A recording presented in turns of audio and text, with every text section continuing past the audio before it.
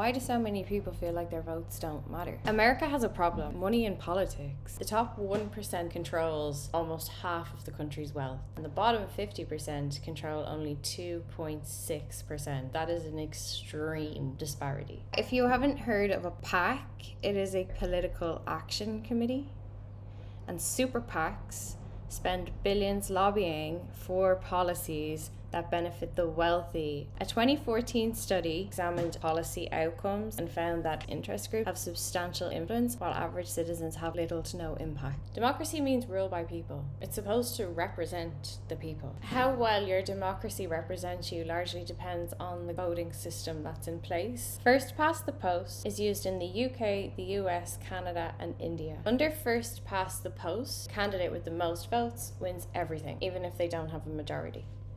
In Ireland, where I'm from, we have a slightly different political system called proportional representation. It's also used in Germany, the Netherlands, Sweden, Spain, Belgium, Denmark, New Zealand, Australia, Japan, South Africa, Namibia, Brazil, Argentina, Chile.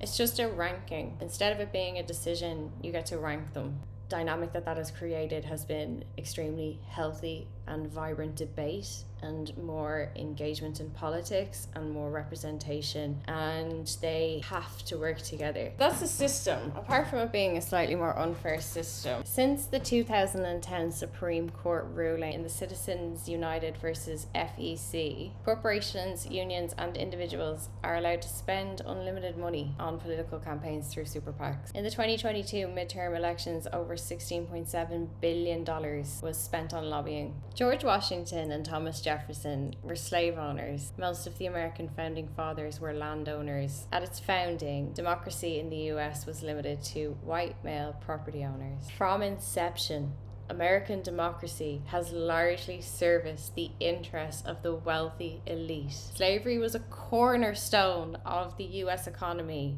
Inequality is built into the US political system. The Electoral College is designed to give smaller, rural, slave-owning states disproportionate influence in presidential campaigns. 2 senators per state, regardless of the population, gives smaller states outsized power.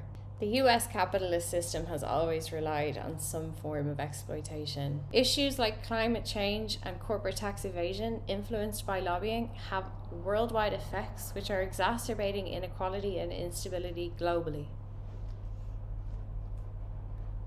If democracy is to live up to its promise of representing the people, systemic reforms are needed.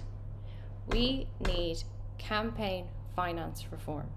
We need to limit or ban entirely corporate or large donation contributions. We need stronger lobbying regulations. Implementing a system like proportional representation or a ranked choice vote would give citizens more meaningful representation. The question is, how much longer can democracy survive